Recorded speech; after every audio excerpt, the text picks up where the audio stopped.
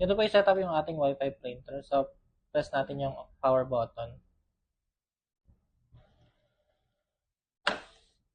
And then, i-long press natin itong nasa ilalim ng power button.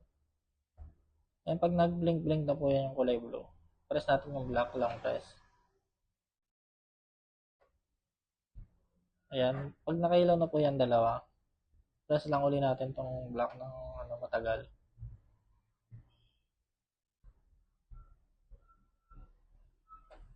Then, pagka nag-blink na po uli yung blue, i-long press lang po natin to.